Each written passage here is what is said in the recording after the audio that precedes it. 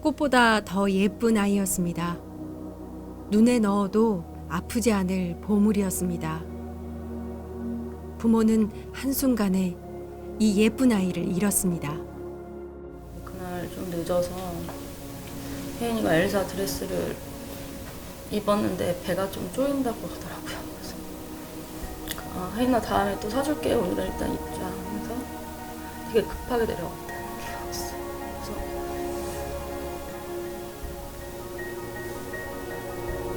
그리고서 얼굴 못 보셨네요. 2016년 4월 14일 하늘색 예쁜 드레스를 입고 통학버스를 타러 내려오던 5살 혜인이는 제동장치를 하지 않고 맞은편에서 굴러내려온 차량에 치이는 사고를 당했습니다. 사고 이후 혜인이 부모는 아이가 죽음에 이르기까지 너무 어이없는 일들이 연이어 일어났음을 알게 됐습니다. 어린이 보호구역이라고 표시가 돼 있지만 방지턱조차가 하나 없었어요.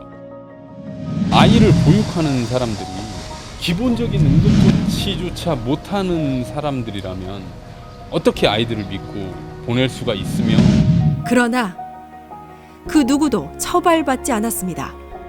사고를 만들어낸 가해자에 대한 것, 금고 1년에 집행유예 2년이 나왔어요. 어린이집에 대한 부분은 증거 불충분으로. 혜인이 부모는 이제 더 이상 예쁜 딸을 만날 수 없지만 같은 일이 반복되지 않도록 어린이 안전을 위한 법안이 마련돼야 한다고 목소리를 내고 있습니다. 바로 혜인이법인데요.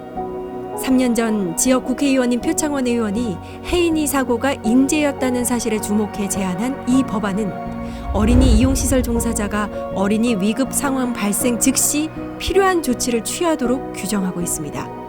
표 의원은 올해 8월 이 법안의 부족한 부분을 수정해 어린이 안전관리에 관한 법률안으로 다시 올렸는데요. 3년 동안 안건 심사 한 번 받지 못하고 계류 중이었던 이 법안은 11월 11일 해당 상임위에 처음으로 올라갔지만 이 법안이 통과되기까지 넘어야 할 산은 여전히 많습니다.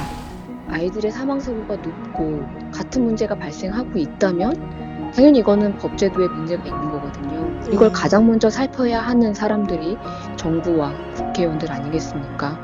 돈도 안 되는 아이들 일이라서 그런지 너무나 무관심한 거예요. 혜인법이 발의가 됐다고 생각을 해보세요. 3년 전에 몇 명의 아이들이 희생되지 않을 수 있었을 거라고요. 아이들 이름을 썼으면 책임을 져야죠.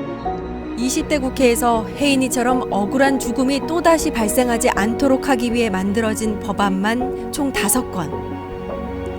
아이들의 이름을 딴 이들 법안은 발의만 된 채 제대로 심사 한 번 받지 못하고 있습니다. 법이 꼭 통과돼서 앞으로 어린이들이 조금 더 안전한 생활을 할 수 있도록